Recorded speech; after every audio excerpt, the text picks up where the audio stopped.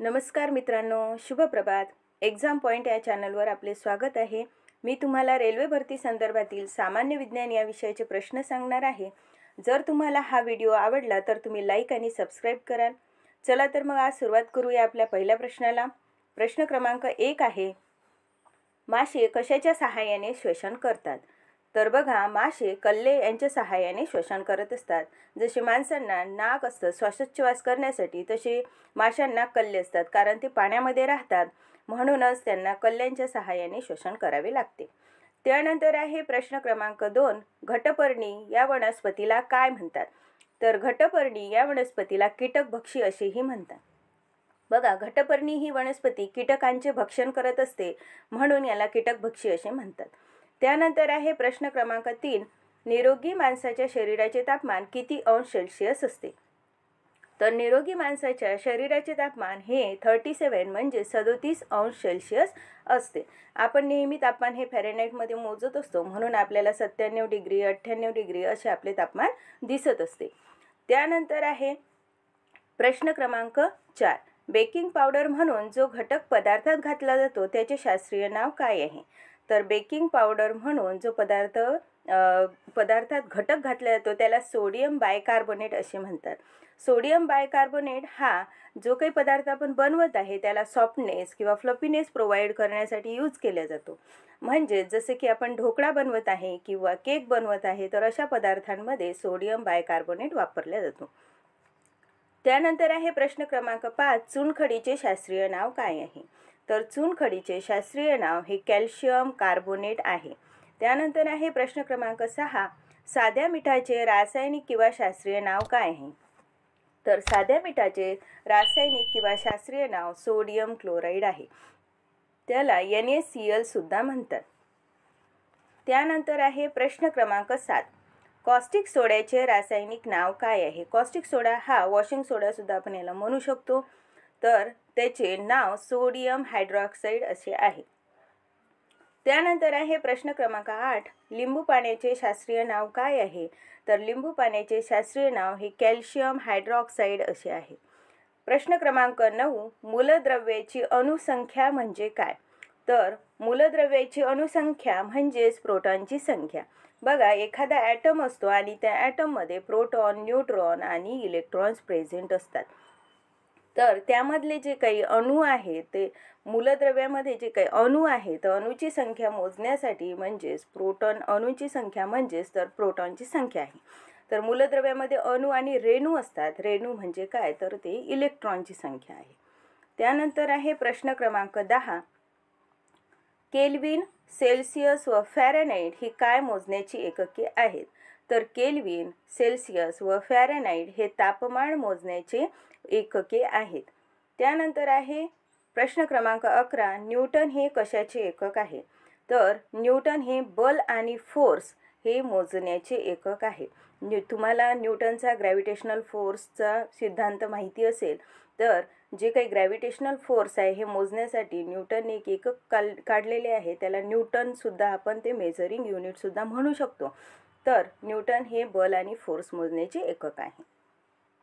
त्यानंतर आहे प्रश्न क्रमांक 12, जूल हे कशाचे एकक आहे? जूल हे ऊर्जा मापनाचे एकक आहे. जेव्हा ऊर्जा मापायची असेल तेव्हा जूलचा उपयोग केला जातो. प्रश्न क्रमांक 13, भिंगाची शक्ती भिंगांक कशात मोजली जाते? तर भिंगाची शक्ती हे डायऑप्टरमध्ये मोजले जाते. भिंग माहिती असेल तुम्हाला, दुर्बीनचा काच वगैरे तुम्ही बघितला असेल, तर त्याची शक्ती म्हणजे तो किती कॅप्चर करू शकतो किंवा किती मोठा आपल्याला चित्र दाखवू शकतो हे मोजण्यासाठी डायऑप्टरचा उपयोग केला जातो. त्यानंतर आहे प्रश्न क्रमांक 14, विद्युत धारा मोजण्यासाठीचे एकक काय असते? तर विद्युत धारा मोजण्यासाठीचे एकक ॲम्पियर असते. आपल्या घरामध्ये इलेक्ट्रिसिटी चालू आहे, लाईट आहे, फॅन आहे, तर जी काही विद्युत आपल्याला प्रोव्हाइड केल्या जाते, जी विद्युत आपल्यापर्यंत येते, तर याचे जे मोजण्याचे एकक असतात तर त्याचे एकक ॲम्पियर असे आहे. त्यानंतर आहे 15, विजेचा दाब विभवांतर कशात मोजला जातो? तर विजेचा दाब म्हणजे विजेची पॉवर किंवा विभवांतर ही व्होल्टमध्ये मोजल्या जाते. प्रश्न क्रमांक 16, कुलोम हे काय मोजण्यासाठीचे एकक आहे? तर कुलोम हे विद्युत प्रभार मोजण्याचे एकक आहे. कुलोम हे विद्युत प्रभार मोजण्याचे एकक आहे. प्रश्न क्रमांक 17. विद्युत चुंबकीय लहरी कोणत्या एककात मोजतात? तर विद्युत चुंबकीय लहरी हर्ट्झमध्ये मोजतात. तसंच आवाज सुद्धा आपण किती ऐकू शकतो हा सुद्धा हर्ट्झमध्येच मोजला जातो, म्हणजे साऊंड सुद्धा हर्ट्झमध्येच मेजर केला जातो. त्यानंतर आहे प्रश्न क्रमांक 18. समुद्राची खोली कोणत्या एककाद्वारे मोजली जाते? तर समुद्राची खोली मोजण्यासाठी फॅदम हे एकक वापरले जाते. तसेच सोनार हे एकक सुद्धा समुद्राची खोली मोजण्यासाठी वापरले जाते. त्यानंतर आहे प्रश्न क्रमांक 19. समुद्रातील जहाजांची गती कोणत्या एककाद्वारे मोजली जाते?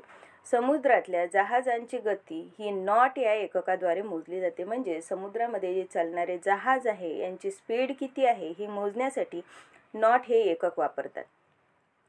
त्यानंतर आहे प्रश्न क्रमांक 20. सोन्याची शुद्धता कशात मोजतात? तर सोन्याची शुद्धता ही कॅरेटमध्ये मोजतात. तुम्हाला माहिती असेल सोने हे 20 कॅरेट, 22 कॅरेट, 24 कॅरेट, 26 कॅरेट असे असतात. तर 20 कॅरेट 22 कॅरेट सोन्यापेक्षा 24 कॅरेट सोनं हे गोल्ड हे प्युअर गोल्ड मानले जाते. त्यानंतर आहे प्रश्न क्रमांक 21. MKS मापन पद्धती म्हणजे काय? M म्हणजे मीटर, S म्हणजे सेकंड आणि K म्हणजे किलोग्रॅम. म्हणजेच MKS मापन पद्धती म्हणजेच मीटर, किलोग्रॅम आणि सेकंड मापण्याची पद्धती होय. त्यानंतर आहे प्रश्न क्रमांक 22. रंगाच्या तीव्रतेतील फरक कोणत्या उपकरणाद्वारे मोजला जातो? रंगाच्या तीव्रतेतील फरक हा कलरीमीटर म्हणजेच वर्णमापी या उपकरणाद्वारे मोजला जातो. रंगाची तीव्रता म्हणजे प्रत्येक रंगाची तीव्रता ही वेगळी वेगळी असते. डार्क, लाईट त्याला आपण म्हणू शकतो. प्रत्येक कलरमध्ये ब्राईटनेस सुद्धा असतो. तर यांची तीव्रता मोजण्यासाठी कलरीमीटर किंवा वर्णमापी हे उपकरण वापरले जाते. प्रश्न क्रमांक 23. तापमानातील बदलाची नोंद कोणत्या उपकरणाद्वारे घेतली जाते? तर तापमानातील बदलाची नोंद हे थर्मोग्राफ तापमापलेखक या उपकरणाद्वारे घेतली जाते. तापमानामध्ये सतत बदल होत असतो. बघा, तर उन्हाळ्यामध्ये तापमान कधी दमट कधी गरम असं असतं. पावसाळ्यामध्ये सुद्धा तापमान कधी दमट कधी थंड कधी गरम असं असतं. तर हिवाळ्यामध्ये तापमान हे थंड असतं. तर हे प्रत्येक वेळेचा जो बदल आहे हा बदल जर नोंद करून घ्यायचा असेल तर त्यासाठी थर्मोग्राफ किंवा तापमापलेखक हे उपकरण वापरले जाते. त्यानंतर आहे प्रश्न क्रमांक 24. शरीराचे अंतर्गत अवयव पाहणे तपासणे कोणत्या उपकरणाद्वारे केले जाते? तर शरीराचे अंतर्गत अवयव पाहणे किंवा तपासणे हे एंडोस्कोप या उपकरणाद्वारे केले जाते. बघा, शरीरातील आतील अवयव जर पाहायचे असेल तर त्यासाठी एंडोस्कोप वापरतात, कारण आपण ती अवयव सहजासहजी पाहू शकत नाही. त्यासाठी आपल्याला एक्सरे काढावा लागतो आणि नंतर आपल्याला समजतं की आपल्या शरीराच्या आतमध्ये काय झालेलं आहे किंवा सोनोग्राफी करावी लागते.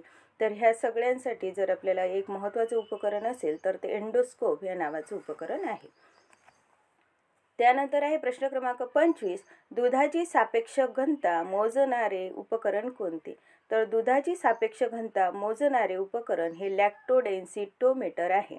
बघा, दूध हे कधी दुधामध्ये पाणी असतं, पातळ दूध असतं किंवा घट्ट दूध असतं. डेअरीवर जर आपल्याला दूध पाठवायचं असेल तर दुधाची घनता ही जास्त असायला पाहिजे.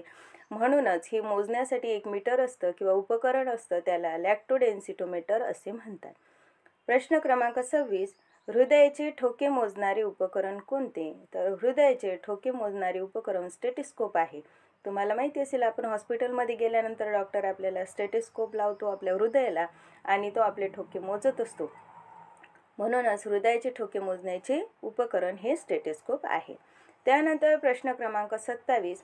हृदयाच्या स्पंदनांचा आलेख काढणाऱ्या यंत्रास काय म्हणतात?